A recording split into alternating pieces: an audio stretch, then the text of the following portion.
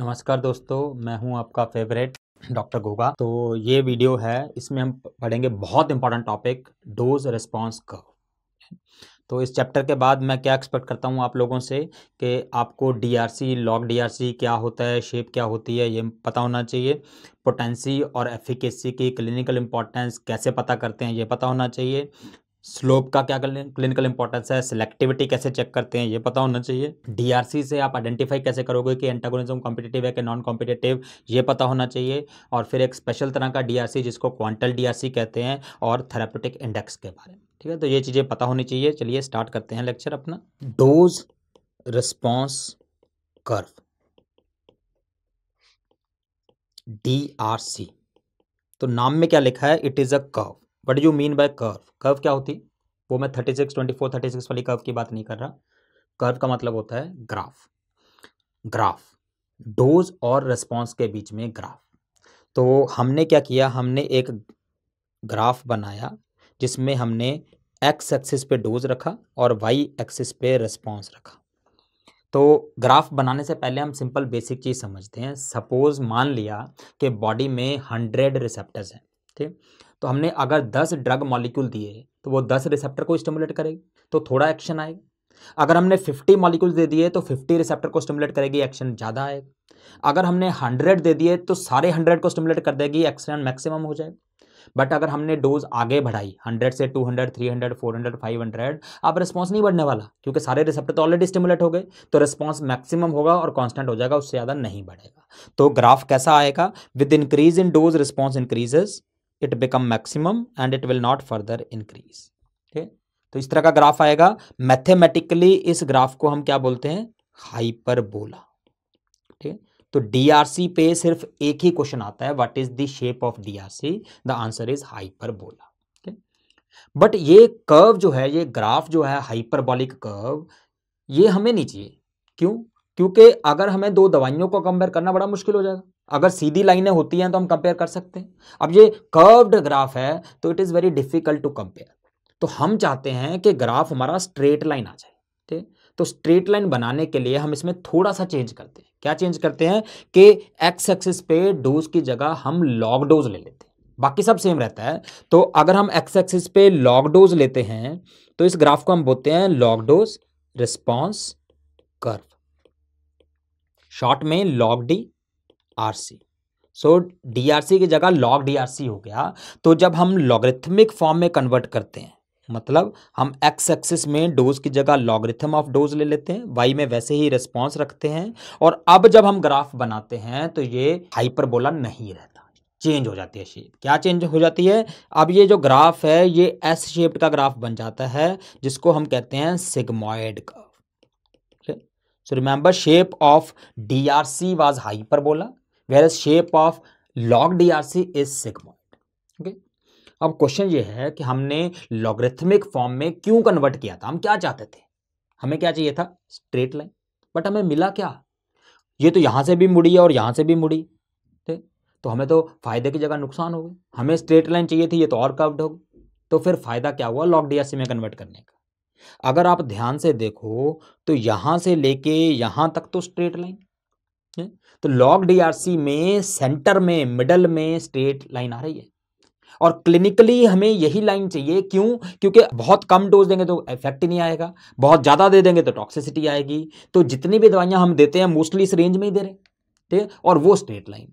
ठीक, तो क्या आपको ध्यान रखना है कि लॉग डीआरसी सिग्मॉइड है शेप में, बट उसका middle portion straight line, which is clinically most relevant portion. तो क्लिनिकली हम लॉग डीआरसी यूज करते हैं, डीआरसी हम यूज ही नहीं करते।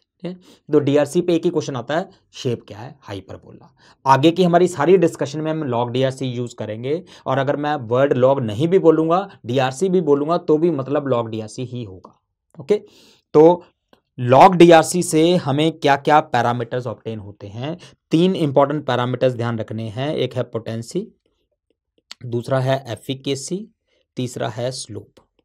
Potency, efficacy and slope. एक एक करके पढ़ते हैं। पोटेंसी से स्टार्ट करते हैं। What do you mean by potency? नहीं, वो मैं आसाराम वाली पोटेंसी की बात नहीं कर रहा। पोटेंसी का क्या मतलब है? Potency tells, po means power. Potency बताती है कौन सी दवाई ज्यादा पावरफुल है। जैसे सपोज आपके पास दो दवाइयां हैं ए एंड बी, दोनों एंटी हाइपरटेंसिव है, दोनों बीपी कम करती हैं। ए को 100 मिलीग्राम देना पड़ता है तब बीपी कम करती है, बी को 10 मिलीग्राम देते हैं उसी में बीपी कम कर देती है। तो दोनों में से कौन सी ज्यादा पोटेंट हुई? बी हुई। किस बेसिस पे हमने डिसाइड किया? जो भी दवाई सिमिलर रिस्पॉन्स लोअर डोज पे प्रोड्यूस करती है वो ज्यादा पोटेंट हो। So potency is related to dose. Same response जो कम डोज पे करेगी वो ज्यादा पोटेंट है। तो अगर आप लॉग डीआरसी बनाओगे, लॉग डोज और रिस्पॉन्स, तो आप क्या देखोगे कि अगर ये दवाई ए है और ये दवाई बी है तो कौन सी दवाई ज्यादा पोटेंट है? तो इसके लिए हम क्या करेंगे, हम एक रिस्पॉन्स ले लेते हैं। सपोज हमें इतना रिस्पॉन्स चाहिए, तो इतना रिस्पॉन्स प्रोड्यूस करने के लिए ड्रग ए कितनी चाहिए? 10 मिलीग्राम। ड्रग बी कितनी चाहिए? 50 मिलीग्राम। तो कौन सी ज्यादा पोटेंट है? ए ज्यादा पोटेंट है। तो simply by looking at the DRC you can tell which is more potent which is less potent. जो भी ग्राफ लेफ्ट साइड में होगा वो ज्यादा पोटेंट ड्रग होगी। क्यों? क्योंकि लेफ्ट साइड में डोज कम है, राइट साइड में डोज ज्यादा है। Clear? So any graph is on left side is more potent, right side less potent. Clear? तो पोटेंसी तो इजी। अब करते हैं एफिकेसी। एफिकेसी क्या होती है? It is the maximum effect of a drug. Efficacy is maximum effect of a drug या maximum response of a drug, और इसमें ऐड कर लो word regardless of dose. Efficacy के टाइम हम डोज के बारे में सोचते ही नहीं है। अगर हमें किसी दवाई को चाहे 100 गुना ज्यादा देना पड़े, बट अगर वो दूसरी दवाई से ज्यादा इफेक्ट कर सकती है तो इट इज मोर एफिकेशियस। ठीक है? तो efficacy means maximum response regardless of dose. और रिस्पॉन्स कौन से एक्सिस पे था? वाई एक्सिस पे। तो अगर आप डीआरसी बनाओगे, यहाँ पे लॉग डोज रख दिया, यहाँ पे रिस्पॉन्स रख दिया, तो एक ये दवाई है ए और एक ये दवाई है B, which is more efficacious? The answer is B, क्योंकि रिस्पॉन्स हाई। तो रिस्पॉन्स देखेंगे दैट मीन्स हाई और लो देखेंगे तो एफिकेसी पता लग जाएगी, लेफ्ट और राइट देखेंगे तो पोटेंसी पता लग जाएगी। क्लियर? तो लेफ्ट से राइट में जाते जाते पोटेंसी कम होती जाएगी, हाई से लो आते आते एफिकेसी कम होती जाएगी। And very important to remember, there is no cross connection, आपस में कोई कनेक्शन नहीं है। एफिकेसी अलग है, पोटेंसी अलग है। ठीक? तो जैसे अगर मैं आपको एक ग्राफ बना के दिखाऊं लॉग डोज और रिस्पॉन्स का, 4 दवाइयां हैं, ड्रग ए ये है, ड्रग बी ये है, ड्रग सी ये है और ड्रग डी ये है। इन 4 दवाइयों में विच इज मोस्ट एफिकेशियस? तो एफिकेसी हमें पता है, हाई और लो देखते हैं, तो हाईएस्ट सी है तो it is most efficacious, maximum efficacy. ठीक है? Which is most potent? Remember most potent most left वाली होगी, तो ध्यान से देखना सबसे लेफ्ट में कौन सी है ये, तो D is most potent. Remember cross connection नहीं देखना, ये नहीं देखना कि नीचे है तो इसलिए एफिकेशियस नहीं है, पोटेंट नहीं है। ठीक है? तो लेफ्ट में आएगी तो पोटेंट है। तो लीस्ट एफिकेशियस कौन सी है? जो सबसे नीचे है, तो ये लीस्ट एफिकेशियस होगी। और लीस्ट पोटेंट कौन सी है? जो सबसे राइट में है, तो बी जो है वो लीस्ट पोटेंट है। क्लियर? तो अगर आप ग्रेडिंग करो कि हाई से लेके लो तक बताना है एफिकेसी के हिसाब से, हाईएस्ट एफिकेसी फिर लो फिर लो फिर लो, तो ऊपर से नीचे आते जाओ, तो सी जो है वो मोस्ट एफिकेशियस है, फिर उसके बाद ए और बी बराबर हैं, और उसके बाद जाओ तो डी सबसे कम है। ठीक? ऐसी अगर हम पोटेंसी की बात करें तो लेफ्ट से राइट में जाएंगे, डी सबसे ज्यादा पोटेंट है, उसके बाद ए आ गया, उसके बाद सी आ गया, उसके बाद बी आ गया। ठीक? तो लेफ्ट एंड राइट जाते जाते पोटेंसी, ऊपर से नीचे आते जाते एफिकेसी कम होती जाएगी। चलिए, अब इंपॉर्टेंट चीज मुझे ये बताओ आप कि पोटेंसी में और एफिकेसी में क्लिनिकली ज्यादा इंपॉर्टेंट कौन सा है, पोटेंसी है या एफिकेसी? समझते हैं कि एग्जांपल के साथ। एक पेशेंट आया आपके पास, उसका बीपी 180 है और आपको बीपी कम करके 120 पे लाना है, that mean 60 millimetre mercury BP कम करना है। ठीक? और हमारे पास 2 एंटी हाइपरटेंसिव ड्रग्स हैं ए और बी, और हम इनको कंपेयर कर रहे हैं। जब हमने 10 मिलीग्राम ड्रग ए दिया तो बीपी 10 मिलीमीटर मर्करी कम हुआ, बट बी से कोई एक्शन नहीं आया। जब हमने 20 मिलीग्राम दिया तो ए से 30 मिलीमीटर मर्करी कम हो गया, बट बी से अभी भी कुछ नहीं हुआ। जब हमने 40 मिलीग्राम दिया तो ए ने 40 मिलीमीटर कम कर दिया, बट बी ने 10 किया। जब हमने 80 मिलीग्राम दिया तो ए ने 40 ही कम किया, बट बी ने 30 कर दी। जब हमने 160 मिलीग्राम दिया तो ए ने 40 कम किया और बी ने 60 कम कर दी। अब इसके आगे कितनी भी हाई डोज दे दी, हमने 320 दे दी, 640 दे दी, ए ने 40 कम किया, बी ने 60 कम किया, मतलब मैक्सिमम इफेक्ट इतना ही आएगा। तो इस एग्जाम्पल से अगर आपसे पूछें कि दोनों दवाइयों में से ए और बी में से ज़्यादा पोटेंट कौन सी है, कौन सी है, आंसर विल बी ए। क्यों? क्योंकि कम डोज पे एक्शन आ रहा है इसका, सेम एक्शन के लिए कम डोज चाहिए, तो पोटेंट ज़्यादा है। एफिकेशियस ज़्यादा कौन सी? बी, क्योंकि हाईएस्ट इफेक्ट इसका ज़्यादा है, तो B is more efficacious. A is more potent, B is more efficacious. ठीक है, ये तो समझ आ गया। अब इस पेशेंट में जो हमारा पेशेंट था 180 वाला, उसमें हमें कितना बीपी कम करना है? 60 कम करना है। तो अब कौन सी दवाई यूज करोगे, ए या बी? ऑब्वियसली हम बी यूज करेंगे, क्योंकि 60 तो यही कम कर सकती है ना, ए तो कर ही नहीं सकती। तो किस बेसिस पे हमने डिसाइड किया कि हम बी देंगे, ए नहीं देंगे? On the basis of efficacy.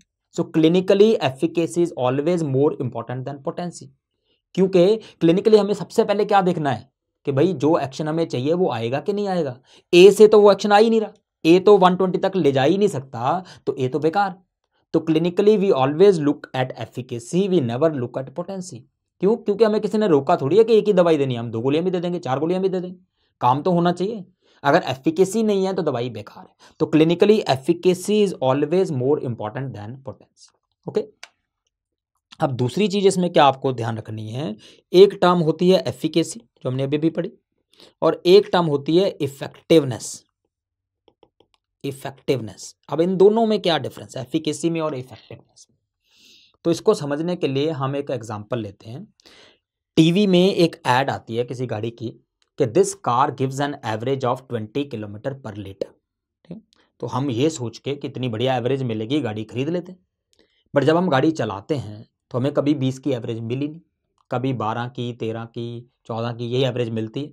कई बार हाईवे पे चले जाओ तो 16, 17 की, 18 की भी मिल जाती है, बट 20 हमें कभी मिलती नहीं। तो ऐसा क्यों होता है? क्या गाड़ी वाले झूठ बोल रहे थे, टीवी वाले झूठ बोल रहे थे? नहीं, ऐसा तो नहीं होता। तो फिर वो 20 बता रहे थे, हमें 20 क्यों नहीं मिल रहा? क्योंकि जो बता रहे थे वो बता रहे थे एफिकेसी। एफिकेसी का क्या मतलब है? Maximum. Maximum you can get is 20, क्योंकि वो गाड़ी जो है वो आइडियल कंडीशंस में टेस्ट की गई, मतलब कॉन्टिन्यूसली 45 किलोमीटर पर आवर की स्पीड पे चली, बिल्कुल प्लेन रोड थी, कोई खड्डा नहीं था रोड में, कोई बीच में भिखारी नहीं आया, कोई रेड लाइट नहीं आया, कोई ट्रैफिक नहीं है। तो इन सब के कारण इफेक्ट मैक्सिमम आएगा, दैट मीन्स उसकी जो एवरेज है वो मैक्सिमम आएगी, इसलिए वो 20 बता रहे थे। ठीक, बट जब हमने खरीदी गाड़ी और खुद चलाई तो हमें तो ऐसी कंडीशन मिल नहीं सकती। ठीक, बिल्कुल प्लेन रोड नहीं मिलेगी, बीच में खड्डे भी आएंगे, ठीक, बीच में कुत्ता भी आएगा, भिखारी भी आएगा, पुलिस वाला भी रोकेगा, रेड लाइट भी आएगी, ट्रैफिक भी होगा। तो इन सारी प्रॉब्लम के कारण हमारा जो एवरेज है वो कम हो गया। तो what we actually get is effectiveness. तो इफेक्टिवनेस जो है वो क्लिनिकल कंडीशंस में होता है, जबकि एफिकेसी जो होता है वो कंट्रोल्ड कंडीशंस में होता है। तो दवाइयों में भी यही होता है, जब हम दवाई क्लिनिकल ट्रायल में टेस्ट करते हैं तो हम उस पर बहुत सारी कंडीशंस लगा देते हैं कि अगर ये हुआ, ये हुआ, ये हुआ तो हम यूज़ नहीं करेंगे। मतलब वो सारे पेशेंट ही इंक्लूड नहीं करते, एक्सक्लूड कर देते हैं, एक्सक्लूजन क्राइटेरिया कहते हैं उसको, कि जो भी चीज़ हमें लगती है कि दवाई का एक्शन कम कर सकती है वो हम हटा ही देते हैं। ठीक, जैसे हमने कहा कि हाइपरटेंसिव नहीं होना चाहिए पेशेंट, या फिर पेशेंट को दवाई के साथ अल्कोहल नहीं पीना, या दवाई के साथ खाना नहीं खाना है। ठीक है, तो हम ये सारी कंडीशंस लगा देते हैं, तो ऑब्वियसली मैक्सिमम इफेक्ट आएगा। बट जब दवाई मार्केट में हुई, पेशेंट को एक्चुअली दवाई दे रहे होंगे, तो हो सकता है उसको हाइपरटेंशन भी, रात को दारू पीनी भी जरूरी, हो सकता है साथ में खाना भी खा रहा हो, तो इन सब के कारण उसका एक्चुअल इफेक्ट कम हो सकता है। तो जो हमें एक्चुअल मिलता है वो इफेक्टिवनेस है, जो हमें मैक्सिमम मिल सकता है वो एफिकेसी। क्लियर? अब क्वेश्चन ये है कि अगर आप फार्माकोलॉजी की कोई भी बुक उठाओ तो आप देखोगे कि एफिकेसी वर्ड जो है वो कम से कम आपको 100 बार मिल जाएगा लिखा हुआ, बट इफेक्टिवनेस मुश्किल से 1-2 बार मिलेगी। तो क्लिनिकली दोनों में से ज्यादा इंपॉर्टेंट क्या हुआ आपके हिसाब से? इफेक्टिवनेस होना चाहिए ना, क्योंकि ये हमें एक्चुअली मिल रहा है जो चीज, बट इफेक्टिवनेस की हम बात ही नहीं करते, हम मेनली एफिकेसी एफिकेसी एफिकेसी की बात करते रहते हैं। ऐसा क्यों?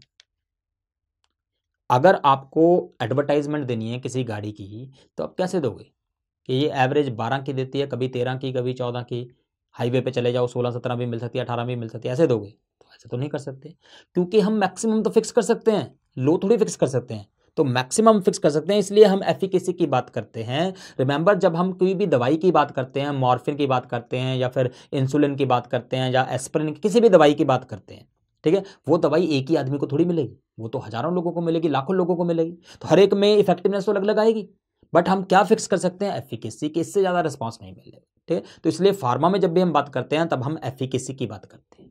बट जब हम मेडिसिन में बात करते हैं कि effect of morphine in Ramlal on 18th of November, ठीक है, तो तब हम इफेक्टिवनेस की बात करें। तो एक दवाई एक पर्टिकुलर पेशेंट में जब दे रहे हैं तब इफेक्टिवनेस की बात करते हैं, नहीं तो इन जनरल तो हम हमेशा एफिकेसी की बात करते हैं।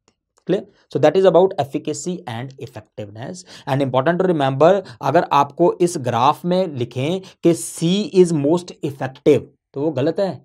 इस ग्राफ से इफेक्टिवनेस नहीं पता लगेगी, इस ग्राफ से एफिकेसी पता लगेगी। C is most effective is wrong term. Okay, तो ये हो गया हमारा एफिकेसी और इफेक्टिवनेस के बारे में। ठीक है, तो हमने पोटेंसी पढ़ लिया, एफिकेसी पढ़ लिया। अब जो तीसरा पैरामीटर है वो है स्लोप।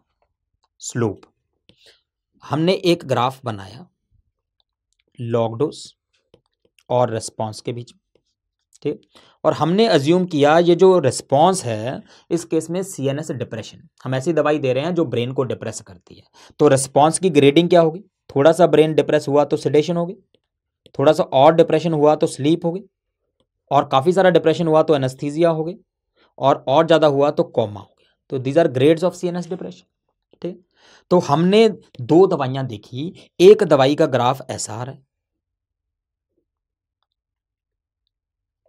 और दूसरी दवाई जो है उसका ग्राफ ऐसा आ रहा है।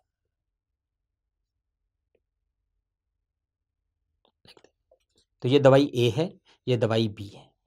तो अगर आप ध्यान से देखोगे तो दोनों का ग्राफ ऑलमोस्ट सेम जगह से स्टार्ट हो रहा है और ऑलमोस्ट सेम जगह पे खत्म हो रहा है, बट फिर भी दोनों अलग अलग ग्राफ हैं। इन दोनों में क्या डिफरेंस है?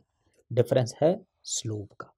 जो ए वाला ग्राफ है वो स्टीप है, सडनली राइज करके, बी वाला ग्राफ फ्लैट है, धीरे धीरे धीरे धीरे करके राइज की। ठीक, तो क्लिनिकली इसमें क्या फर्क पड़ता है हम ये समझने की कोशिश करते हैं। सपोज आपके पास एक पेशेंट आया जिसको नींद नहीं आ रही, इनसोम्निया है, ठीक है, तो आप उसको स्लीप इंड्यूस करना चाहते हैं। तो हमने देखा ये दोनों दवाइयां स्लीप इंड्यूस कर सकते। तो जब हमने देखा कि ड्रग ए जो है वो स्लीप इंड्यूस करेगी, उसके लिए हमें 5 mg चाहिए, जबकि ड्रग बी भी कर सकती है बट उसके लिए हमें 10 mg चाहिए। ठीक है, तो दोनों दवाइयां स्लीप इंड्यूस कर सकती हैं, एक 5 mg में, एक 10 mg में। तो आप कौन सी चूज करोगे ना? सपोज हमने मान लिया कि जब हमें 5 mg से काम चल रहा है फिर 10 क्यों दे, तो हमने उसको ड्रग ए दे दिया 5 mg। ठीक, तो पेशेंट ने घर जाके रात को दवाई 5 mg खाई तो उसको नींद आ गई क्योंकि ये स्लीप इंड्यूस कर रही। अगले दिन फिर उसने 5 mg खाई, फिर से नींद आ गई। अब तीसरे दिन क्या हुआ, उसका बीवी से झगड़ा हो गया, उसने लगा कि ये तो चिक चिक करती रहेगी, दवाई तो काम करेगी नहीं, तो ऐसा करता हूँ एक की जगह 2 गोली खा लेता हूँ। तो उसने क्या किया, 5 की जगह 10 mg खा लिया। तो अगर वो 10 mg खाएगा तो क्या इफेक्ट आएगा? परमानेंटली सो जाएगा, वो कोमा में चला जाएगा। सो ये प्रॉब्लम है ए वाली ग्राफ का, जिसका स्टीप कर्व होता है। थोड़ी सी डोज बढ़ाते ही रिस्पॉन्स इतना ज्यादा बढ़ जाता है, तो अगर इतना ज्यादा रिस्पॉन्स बढ़ेगा तो आदमी को टॉक्सिसिटी हो जाएगी। So you can remember S for slope, S for safety. ये सेफ्टी के बारे में बताता है, अगर स्टीप डीआरसी है तो अनसेफ है, अगर फ्लैट है तो सेफ है। ठीक है, वही अगर हमने ड्रग बी चूज की होती तो चाहे हमें 10 mg देनी पड़ती, बट कॉमा जो है वो होता उसका जाके 100 mg में, 200 mg। दैट मीन्स अगर वो 2 3 4 5 गोली भी खा लेता तो भी नहीं मरता। अगर मरना है तो 50 भी खा लेगा, वैसे तब नहीं रोक सकते, बट एक्सीडेंटल चांस तो नहीं होगा नहीं। तो drug B is much more safe as compare to drug A. Clear? तो क्लिनिकली जो ए वाला ग्राफ है ये बारबिचुरेट्स में होता है और बी वाला जो ग्राफ है वो बेंजोडाइजेपिन्स में होता है। ठीक, तो इन दोनों दवाइयों में से इनसोम्निया के लिए आप कौन सी प्रेफर करोगे? यस, बेंजोडाइजेपिन्स करेंगे क्योंकि वो मच मोर सेफर है as compare to barbiturates. Clear? So that is important about slope. ठीक है, तो हमने 3 पैरामीटर किए, potency, efficacy, slope. Potency left right बताता है, efficacy high low, and slope जो है वो सेफ्टी बताता है। More slope means less safe drug. Clear? अब डीआरसी में एक लास्ट चीज आपको डिस्कस करनी है, वो क्या डिस्कस करनी है कि आपको एंटागोनिस्ट बताना है कौन सा है, कॉम्पिटिटिव है या नॉन कॉम्पिटिटिव है। ठीक है, तो हमने एक ग्राफ बनाया लॉग डोज और रिस्पॉन्स का। तो सबसे पहले हमने लॉग डीआरसी प्लॉट किया यहाँ पे ऐसे, सपोज ये दवाई ए का लॉग डीआरसी है बिना किसी एंटागोनिस्ट की। अब हमने फिर से दवाई ए ही दी, डोज बढ़ा बढ़ा के ऐसी दी, बट उसके साथ एंटागोनिस्ट दिया। ठीक है, सो विद एंटागोनिस्ट हमने देखा कि अब उसका जो ग्राफ है या तो राइट चला जाएगा, ये बी जो ग्राफ है graph of A with the antagonist है, या फिर उसका ग्राफ नीचे चला जाएगा ऐसे। ठीक, तो बी और सी जो ग्राफ है वो एंटागोनिस्ट देने के बाद है, ठीक है। तो इसमें सिर्फ बेसिक सी चीज आपको क्या ध्यान रखनी है कि अगर ग्राफ पैरेलल शिफ्ट हो जाए राइट में, अगर राइट में शिफ्ट हो जाता है तो that is called as competitive antagonist. But अगर ग्राफ नीचे शिफ्ट हो जाता है downward, then it is called as non competitive antagonist. तो कंपटीशन में राइट और नॉन कॉम्पिटिशन में नीचे, ठीक। अगर कोई ग्राफ राइट में शिफ्ट हो रहा है मतलब क्या कम हो गया, यस, पोटेंसी कम हो गई, एफिकेसी सेम है। बट अगर ग्राफ नीचे शिफ्ट होता है तो मतलब एफिकेसी कम हो गई, पोटेंसी सेम है। तो जैसे कॉम्पिटेटिव नॉन कॉम्पिटेटिव इनहिबिटर पढ़े थे, ऐसी एंटागोनिस्ट में भी एक ही चीज चेंज हो गई। सो कॉम्पिटेटिव और नॉन कॉम्पिटेटिव एंटागोनिस्ट अगर आप लगाओ, पोटेंसी और एफिकेसी लगाओ, कॉम्पिटेटिव में पोटेंसी कम होती है, नॉन कॉम्पिटेटिव में एफिकेसी कम होती है, बाकी चीजें सेम रहती है। तो अगर ग्राफ राइट की तरफ शिफ्ट हुआ तो इट विल बी कॉम्पिटेटिव, अगर ग्राफ नीचे हुआ तो it will be non competitive. Okay, तो एक होता है कॉम्पिटेटिव इररिवर्सिबल वाला, उसमें दोनों हो जाते हैं, राइट में भी हो जाता है, नीचे भी हो जाता है, ठीक है। बट अगर राइट में हुआ तो कॉम्पिटेटिव हो गया। Okay, so that is about the dose response curve, ठीक। तो अभी तक जो हमने डीआरसी पढ़ा, इस वाले डीआरसी को हम कहते थे ग्रेडेड डीआरसी। सो ग्रेडेड डीआरसी का क्या मतलब है कि जो वाई एक्सिस था, वाई एक्सिस जिसमें हम रिस्पांस लिख रहे थे, उसमें हमने रिस्पांस को ग्रेड किया था। ग्रेड करने का क्या मतलब है कि रिस्पांस लिखा था, सपोज हम एंटी हाइपरटेंसिव इफेक्ट देख रहे हैं तो नीचे में 10 मिलीमीटर कम हुआ, फिर 20 मिलीमीटर, फिर 30 मिलीमीटर, 40 मिलीमीटर, इस तरीके से, ठीक है। ऐसे जैसे हमने सिडेशन का लिया था, सीएनएस डिप्रेशन का लिया था, सिडेशन, स्लीप, एनेस्थीसिया, कॉमा, तो हमने रिस्पांस को ग्रेड किया था, ठीक। बट ये चीज हर जगह पॉसिबल नहीं है। सपोज हम डीआरसी प्लॉट करना चाहते हैं, ये देखना चाहते हैं कि दवाई जब इंक्रीजिंग डोजेस में देते हैं तो डेथ पे क्या इफेक्ट होता है। एनिमल्स को दिया, एनिमल की डेथ हो गई, ठीक है। अब हम डीआरसी बनाना चाहते हैं तो वाई एक्सिस पे क्या रखेंगे। हम ऐसा तो नहीं रख सकते ना कि इतनी डोज पे थोड़ा सा मर गया चूहा, इतनी डोज देने से थोड़ा सा और मर गया, इतनी डोज देने से ऑलमोस्ट मर गया, और इतनी डोज देने से पूरा मर गया। ऐसा तो नहीं हो सकता, क्योंकि डेथ तो ऑल और नन है, या जिंदा है या मर गया। तो जब ऑल और नन फिनोमिनन होता है तब हम वाई एक्सिस पे क्या रखें, वाई एक्सिस पे क्या रखें। तो यहां पे हम वाई एक्सिस पे क्या रखेंगे, परसेंटेज ऑफ सब्जेक्ट्स रिस्पॉन्डिंग। मतलब हम इसमें एक बंदे को नहीं देंगे। जब हम डीआरसी प्लॉट करते हैं ग्रेडेड वाला, उसमें तो हम एक ही बंदे को दवाई देके देखते हैं कि पहले हमने 10 मिलीग्राम देके देख ली, बाद में हमने 20, फिर हमने 30, इस तरीके से देखते हैं, ठीक है। तो उसी में देखेंगे रिस्पांस कितना है।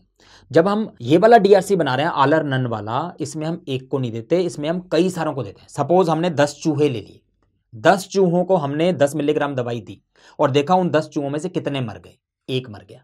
तो 10 में से एक मर गया, मतलब 10% मर गए। फिर हमने 20 मिलीग्राम दी 10 चूहों को और देखा कितने मरे, मान लो 2 मर गए, तो 20% मर गए।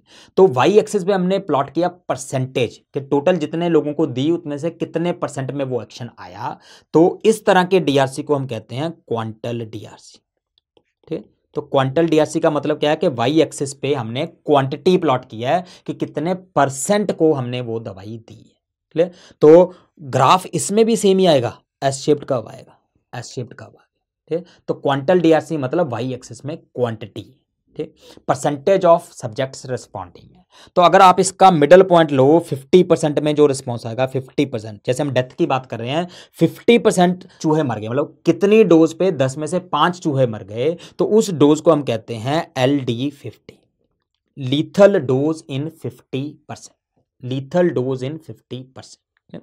अब ये जो क्वांटल डीआरसी है वो सिर्फ लिथैलिटी देखने के लिए नहीं करते, हम और कंडीशंस में भी कर सकते हैं। एंटी हाइपरटेंसिव ड्रग में आप क्वांटल डीआरसी बना सकते हो, कैसे बना सकते हैं, किसी में भी बना सकते हैं, बट बेसिकली हमें पहले उस कंडीशन को हमें ऑल और नन में कन्वर्ट करना पड़ेगा। जैसे अगर एंटी हाइपरटेंसिव इफेक्ट है, उसको ऑल और नन में कैसे कन्वर्ट करेंगे, हम एक बेसलाइन लगा लेंगे, एक लिमिट लगा देंगे कि जैसे सपोज 20 मिलीमीटर पर लगा दिया कि अगर दवाई ने 20 मिलीमीटर मर्करी से ज्यादा बीपी कम किया तो मान लेंगे कि इफेक्टिव है, अगर उससे कम किया तो मान लेंगे इनइफेक्टिव है। तो ऑल और नन बन गए, 20 से ज्यादा है तो यस, नहीं है तो नो, ठीक है। तो फिर हम देख लेंगे कितने परसेंट लोगों में इफेक्ट आया। तो अगर हम क्वांटल डीआरसी प्लॉट करते हैं, और आप इस तरीके से देखो, यहां पे लॉग डोज है, यहां पे रिस्पॉन्स है, रिस्पॉन्स इस केस में क्या है, परसेंटेज ऑफ सब्जेक्ट्स रिस्पॉन्डिंग है।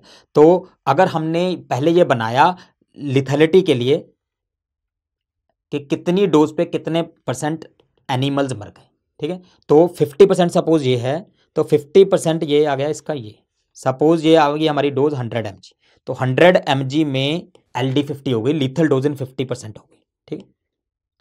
अब हमने फिर से वही ग्राफ बनाया, बट हमने किस में बनाया, कितने लोगों में रिस्पॉन्ड किया, किस डोज पे एक्शन आया। सपोज ये वाला ग्राफ आ गया हमारा, ये वाला, ठीक। तो ये आ गया हमारा 25 mg, तो 25 mg में 50% लोगों को रिस्पॉन्स आ गया, तो इसको हम कहते हैं ED50। LD50 is lethal dose इन 50%, मतलब कितनी डोज देने से 50% एनिमल्स मर जाएंगे। ED50 इज इफेक्टिव डोज इन 50%, मतलब कितनी डोज देने से 50% में एक्शन आ जाएगा। क्लियर? तो ये हम ग्राफ से कैलकुलेट कर सकते हैं। अब अगर हम इसको डिवाइड कर दें, LD50 बाय ED50 कर दें, तो इस पैरामीटर को हम कहते हैं थेराप्यूटिक इंडेक्स। सो थेराप्यूटिक इंडेक्स को आप याद कैसे करोगे, इसको हम लिखते हैं टाइल से, therapeutic index is equal to LD50 by ED50। इसको उल्टा नहीं करना, LD50 बाई ED50 करना, ठीक। अब इसका इंपॉर्टेंस क्या है थेराप्यूटिक इंडेक्स का, ये रेशियो है LD50 और ED50 की। LD50 क्या है, कितनी डोज पे आधे एनिमल मर गए। तो आप क्या चाहते हो, LD50 ज्यादा हो या कम हो? ऑब्वियसली हम ज्यादा चाहते हैं ना, क्योंकि अगर एनिमल मर रहे हैं तो आदमी भी मर सकते हैं। तो हम चाहेंगे कि ज्यादा से ज्यादा डोज पे डेथ होनी शुरू हो, तो इसलिए हम LD50 को ज्यादा चाहते हैं। ऑन दी अदर हैंड हम ED50 को कम चाहते हैं, हम चाहते हैं कि कम डोज पे एक्शन आ जाए। तो अगर एक्शन कम डोज पे आएगा, लिथैलिटी बहुत ज्यादा डोज पे आएगी, तो दवाई सेफ होगी। सो थेराप्यूटिक इंडेक्स क्या होता है, it is simply a margin of safety. Therapeutic index is margin of safety, जितना ज्यादा थेराप्यूटिक इंडेक्स है उतनी ज्यादा सेफ ड्रग है। तो इससे आप थेराप्यूटिक इंडेक्स कैलकुलेट कर सकते हो सिंपली। इस केस में 100 LD50 था, 25 ED50 था, तो 100 by 25 therapeutic index will be 4 in this example. Clear? So ये इंपॉर्टेंट पॉइंट थे हमारे DRC से रिलेटेड। क्विकली हम डिस्कस कर लेते हैं कि आपको इस चैप्टर में से, इस वीडियो में से क्या क्या पता होना चाहिए। सबसे पहले आपको पता होना चाहिए कि DRC दो तरह का होता है, ग्रेडेड और क्वांटल। ग्रेडेड मतलब जब रिस्पॉन्स को ग्रेड करते हैं, क्वांटल मतलब जब हम नंबर ऑफ पीपल रिस्पॉन्डिंग करते हैं। तो ग्रेडेड DRC में हमें मेनली पोटेंसी, एफिकेसी और स्लोप के बारे में पता होना चाहिए। कैसे कैलकुलेट करते हैं, किसकी ज़्यादा किसकी कम है, क्लिनिकल इंपॉर्टेंस क्या है, वो सब। क्वांटल DRC से आपको पता लगता है LD50 और ED50 के बारे में, जिससे आप कैलकुलेट कर सकते हो थेराप्यूटिक इंडेक्स, ठीक। तो इसके अलावा आपको कॉम्पिटेटिव, नॉन कॉम्पिटेटिव इनहिबिटर का भी पता लग जाना चाहिए, सिलेक्टिविटी का भी पता लग जाना चाहिए। This all we have discussed. Okay, तो अब हम क्वेश्चंस कर लेते हैं जल्दी से। Log DRC of 3 drugs A, B and C is shown, which is correct, आपको सही बताना है, ठीक है। तो आप ध्यान से देखो, A is more efficacious than B। अब देखो, A लेफ्ट में है, B राइट में है, बट दोनों इक्वल हाइट है। अगर हाइट इक्वल है तो एफिकेसी तो सेम है, तो A is more efficacious is wrong. A and B are agonist. अब क्योंकि दोनों का मैक्सिमम इफेक्ट आ रहा है, इस ग्राफ में तो मैक्सिमम है, तो अगर मैक्सिमम इफेक्ट आ रहा है तो एगोनिस्ट होगा, तो this is the right statement. B is more potent then A। अब देखो, B राइट में है, A लेफ्ट में है, अगर राइट में है तो पोटेंसी ज्यादा होगी कम होगी? कम होगी, तो ये स्टेटमेंट गलत हो गया। C is non competitive antagonist. आप देखो, जो C है वो तो राइट में शिफ्ट हो गया, अगर राइट में शिफ्ट होता है तो क्या होता है, कॉम्पिटेटिव होता है, तो ये नॉन कॉम्पिटेटिव गलत है, ये राइट में शिफ्ट हो गया, बट क्योंकि नीचे भी है तो ये इरिवर्सिबल कॉम्पिटेटिव है। ओके, अब दूसरा क्वेश्चन आते हैं, फाइंड थेराप्यूटिक इंडेक्स। ये तो बहुत ही आसान है। थेराप्यूटिक इंडेक्स का क्या फॉर्मूला था, LD50 बाई ED50, टाइल से किया था हमने, TILE। तो LD50 कितना है, 400, ED50 कितना है, 100, तो 400 डिवाइडेड बाई 100, तो इजी है, तो आंसर इज 4। बहुत आसान है ये तो। नेक्स्ट क्वेश्चन देख लेते हैं, what does LD50 signifies? It is a dose at which 50% of animals will die. Yes, this is the right, यही डेफिनेशन होती है। It is the dose at which 50 animals die. Wrong, 50 नहीं, 50% होता है, ठीक है। It is the dose at which 50% of patient will get the desired response. इसको क्या बोलते हैं, ED50। LD50 नहीं, डिजायर्ड रिस्पॉन्स तो इफेक्टिव डोज हुई ना। It is the drug that will be effective eight 50% dose, इसका तो कोई सेंस ही नहीं बना। सो आंसर हो गया ED50 वाला, ये होता है, बट हमें कैलकुलेट करना है LD50, तो आंसर A हो जाएगा। ओके, नेक्स्ट क्वेश्चन देख लेते हैं, which of the following statement is true, सच बताना है। Drug A is most potent, potency के लिए सबसे राइट लेफ्ट में होनी चाहिए, तो हमने देखा कि A सबसे लेफ्ट में है, तो ये सही हो गया। A and B have equal efficacy, देखो A और B इक्वल एफिकेसी, ये सही है, but B is more potent then A। B तो राइट में तो पोटेंसी कम होगी, तो ये गलत हो गया, ठीक। C is least potent, C is least potent गलत है, A मैक्सिमम है, उसके बाद C है, उसके बाद B, उसके बाद D लीस्ट पोटेंट है, तो ये भी गलत हो गया। B has more potency, B has more potency than A, B है मोर पोटेंसी, यही गलत हो गया क्योंकि बी की पोटेंसी कम है क्योंकि राइट में। बट लेस एफिकेसी देन ए, ये भी गलत है क्योंकि इक्वल एफिकेसी है, तो ये स्टेटमेंट भी गलत हो गया। तो आंसर हो गया drug A is most potent. Okay, which drug has highest potency, ये तो बहुत आसान है। सबसे ज्यादा पोटेंसी किसकी है? पोटेंसी ज्यादा कब देखते हैं? लेफ्ट में जो सबसे ज्यादा है, सबसे लेफ्ट में कौन सी है? ए है। तो drug A has highest potency. Easy. So ये इंपॉर्टेंट क्वेश्चंस थे, डीआरसी इंपॉर्टेंट टॉपिक है। तो मेरा मैसेज क्या है आपको कि hard work beats talent when talent doesn't work hard. तो आप कितने भी टैलेंटेड हो, अगर आप मेहनत नहीं करोगे तो पिछड़ जाओगे। इसलिए हार्ड वर्क करना बहुत ज़्यादा इंपॉर्टेंट है। Okay, thank you very much.